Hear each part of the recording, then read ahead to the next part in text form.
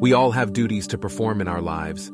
It is impossible to function for an individual in this world without them, whether it is by being a citizen of a country, member of the society, duties as father, mother, son, daughter, employee, friend, etc. That makes us in many ways, like Arjuna, battling our own problems and dilemmas daily in our own Kurukshetras. And that is why we all yearn for a guidance from the divine about our karmas or actions, just like Arjuna.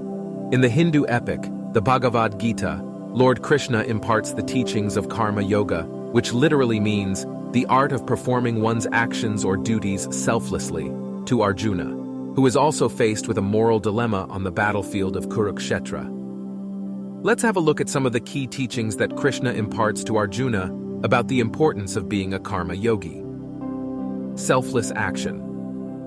Krishna emphasizes that one should perform actions selflessly, without being attached to the results or rewards. In chapter 2, verse 47, Krishna says, "You have the right to work, but never to the fruit of work." He highlights the importance of focusing on the action itself, rather than being overly concerned about the outcomes, and encourages Arjuna to perform his duty as a warrior without seeking personal gains. Detachment. Krishna teaches Arjuna to cultivate a sense of detachment towards the fruits of his actions. He explains that attachment to outcomes leads to desires, expectations, and disappointment, and can bind an individual to the cycle of birth and death. In chapter 2, verse 48, Lord Krishna says, "Perform your duty equipoised, O Arjuna, abandoning all attachment to success or failure. Such equanimity is called yoga." Renunciation of ego.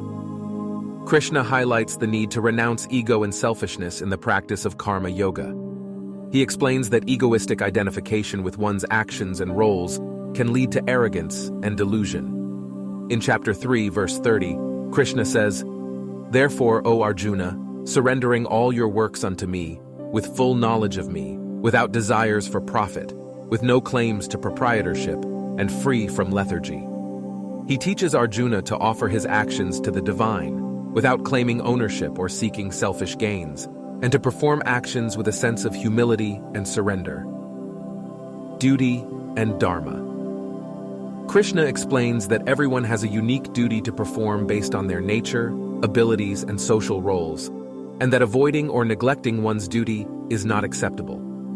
In chapter 3, verse 35, Krishna says, "It is far better to discharge one's prescribed duties, even though they may be faulty, than another's duties. Destruction in the course of performing one's own duty is better than engaging in another's duties, for to follow another's path is dangerous." He teaches Arjuna to fulfill his duty as a warrior and upholder of righteousness, and not to shy away from his responsibilities. Krishna, the karma yogi. Let us look at another powerful and thought-provoking verse from Bhagavad Gita. Krishna in chapter 3, verse 22 says, "There is no duty for me to do in all the three worlds, O Arjuna, nor do I have anything to gain or attain. Yet I am engaged in my prescribed duties." Krishna tells Arjuna that despite him being the supreme manifestation of the divine, despite him being perfect and complete, and has no need of doing anything outside of himself, he is also working and doing his duty for the welfare of the masses.